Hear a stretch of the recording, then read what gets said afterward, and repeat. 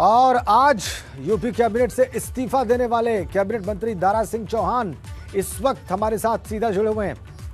दारा सिंह जी, स्वागत है आपका एबीपी गंगा पर। धन्यवाद जी। आपका इस्तीफा जो था वो हम सब ने पढ़ा है सर। आपने कहा है कि दलितों पिछड़ों के साथ ठीक नहीं हो रहा है।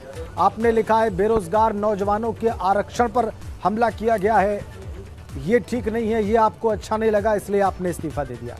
लेकिन ये 5 वर्षों में अगर ये मामले हैं तो बहुत स्वाभाविक सी बात है कि आपको कभी सार्वजनिक तौर पर ये बात कहनी चाहिए थी कि आप इन मुद्दों को लेकर बात कर रहे हैं सरकार से, या संघर्ष कर रहे हैं, या कोई आपकी बात चल रही है जो नहीं मानी जा रही है। कोई बात कभी हुई नहीं, अचानक आपने इसको मुद्दा बनाकर इस्तीफा दे दिया, क्यों?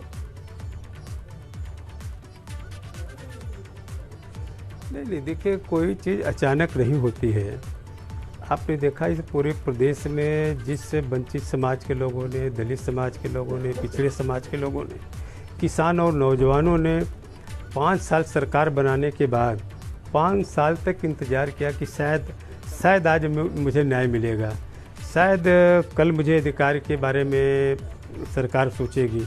जब 5 साल तक बार बार इस बात को अपने नेताओं तक पहुंचाने के बाद जब मुझे लगा कि न्याय नहीं मिल पाएगा, उनका सम्मान नहीं रह सकता है, तब मैंने ऐसे आखिर में फैसला लिया है। आपने देखा कि इस उत्तर प्रदेश में सबसे ज़्यादा आबादी जिस पिछड़े समाज की है, इस पिछड़े समाज के लोगों ने एक तरफा 14 में, 17 में, 19 में समर्थन देने का काम किया है। और उसके बाद भी जिस तरीके से उनके आरक्षण को लेकर के, उनके हिस्सेदारी भागीदारी को लेकर के जिस तरह तक तड़पते रहे, भटकते रहे, आज प्रदेश का जो नौजवान है जो अपने रोजगार के लिए सड़कों पे है, जिस तरीके से प्रदेश का किसान जो आज जाड़े की रात पे जिसे घर में अपने कमरे में रहना चाहिए, अपने खेत में जानवर से बचाने के लिए ठंड की रात में अपने खेत को बचा रहा है, उसकी रखवाली कर रहा है, इन सारी चीज़ों से आहत होकर के हमने फैसला लिया है। नहीं, इसलिए अभी थोड़ी देर पहले डॉक्टर संजय निषाद से मेरी बात हो रही थी, वो भी आरक्षण के लिए संघर्ष कर रहे हैं और उनके संघर्ष से भी आप परिचित ही हैं।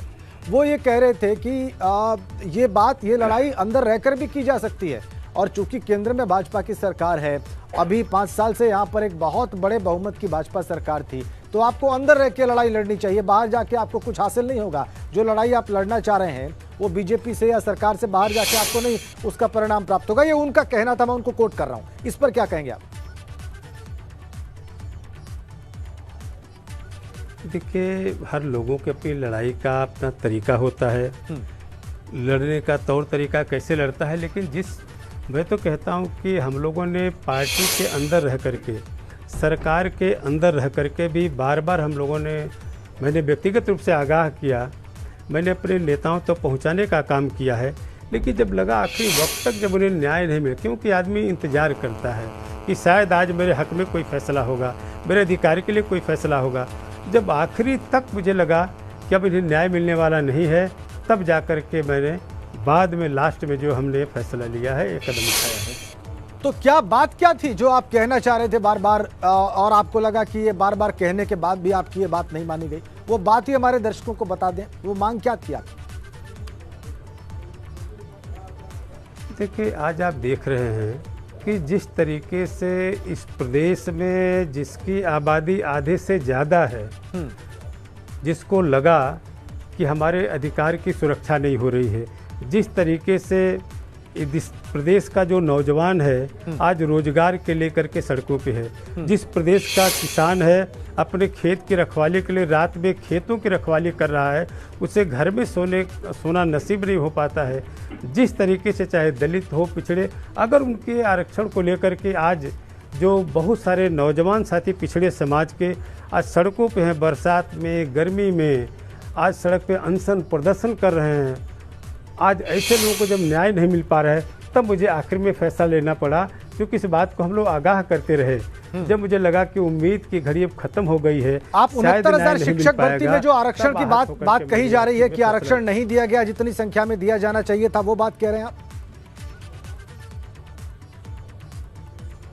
नहीं, हर तरीके के आरक्षण में मैं उसकी विवेचना मैं बाद में विस्तार से बिंदुवार करूंगा, लेकिन आप कहने की बात नहीं है, पूरे प्रदेश में जिस तरीके से हर स्तर पे, मैं एक स्तर की बात नहीं करता, हर स्तर पे इस पिछड़े समाज की, दलित समाज की, वंचित समाज की अनदेखी की गई है, उस अनदेखी से आहत होकर के हमने फैसला लिया है।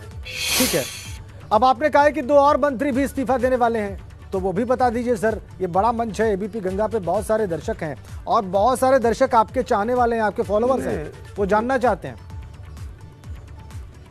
नहीं, मैंने ये नहीं कहा कि 2 मंत्री इस्तीफा देने वाले हैं। मुझे पता भी नहीं कि कौन मंत्री और विधायक इस्तीफा देने वाले हैं। राजनीति वक्त हो सकता है कल किसके मन में क्या मलाल है मुझे नहीं पता है, कल क्या करेंगे मुझे नहीं पता है। आप कह रहे हैं कि जानकारी नहीं कि कौन देने वाला अब आप कह रहे हैं कि नहीं जानकारी। ठीक है, आपका वो बयान हम जरूर सुनाएंगे आपको जो आपने कहा है। लेकिन सर ये बताइए, कल स्वामी प्रसाद मौर्य जी ने इस्तीफा दिया, उन्होंने तत्काल नहीं बताया कि वो कहाँ जाने वाले हैं, उन्होंने नहीं कहा कुछ अपने मुंह से, लेकिन अखिलेश यादव जी ने उनके साथ अपनी फोटो जो है ट्विटर पर डाल दी और सब लोगों को मालूम पड़ गया। अब आज आप नहीं कह रहे हैं कि आप कहाँ जा रहे हैं, आपने अभी तक कुछ बताया नहीं है किसी को, लेकिन अखिलेश यादव जी ने आपके साथ अपनी एक तस्वीर ट्विटर पे डाल दी है और आपका स्वागत कर दिया, ऐसा सम्मान। तो आप ये बात सही कह रहे हैं, ये मानते हैं कि अखिलेश यादव जी की पार्टी में आप जा रहे हैं, सपा में ज्वाइन कर रहे हैं आप? ठीक है, मैं ट्वीट के लिए मैं उनका धन्यवाद देता हूं, लेकिन पूरे प्रदेश में जिस समाज के लोगों ने, जिन हमारे शुभचिंतक और समर्थकों ने मुझसे आशीर्वाद दे करके एक बार नहीं कई बार मुझे लोकसभा में भेजने का काम किया, जिनके सहयोग आशीर्वाद से मुझे विधानसभा में पहुंचने का मौका मिला, उन सारे अपने शुभचिंतक और समर्थकों से राय लेने के बाद जैसा उनका फैसला होगा वही मेरा कदम होगा। मतलब आप अभी भी स्पष्ट नहीं कर रहे हैं कि आप कहाँ जा रहे हैं। अखिलेश यादव जी ने आपका स्वागत कर दिया, लेकिन आप उनका सम्मान तो कर रहे हैं, धन्यवाद दे रहे हैं, लेकिन बता नहीं रहे। जल्दी आपको पता चल जाएगा, लोगों समर्थकों से राय लेने के बाद आपको पता चल जाएगा। अच्छा, धन्यवाद। चलिए, तो जल्दी बताने की बात कह रहे हैं दारा सिंह चौहान, लेकिन अभी भी वो स्पष्ट तौर पर नहीं कह रहे हैं कि समाजवादी पार्टी ज्वाइन कर रहे हैं। वो ये बात खुलकर कहने को तैयार नहीं है अभी भी। ये वो कह रहे हैं कि जल्दी ही आपको पता चल जाएगा। वो ये भी कह रहे हैं कि बिंदुवार आपको बताया जाएगा कि किन मुद्दों पर मैंने अपनी बातें रखी और किन मुद्दों की वजह से ये असंतोष पनपता रहा, आगे बढ़ता रहा और विस्तृत होता रहा और बड़ा आकार लेता रहा और आखिरकार उनको इस्तीफा देना पड़ा है, अलग रास्ता चुनने के लिए मजबूर होना पड़ा है। इसमें उन्होंने एक बात जरूर कही, लेकिन बिंदुवार आगे बताने की वो बात कर रहे हैं।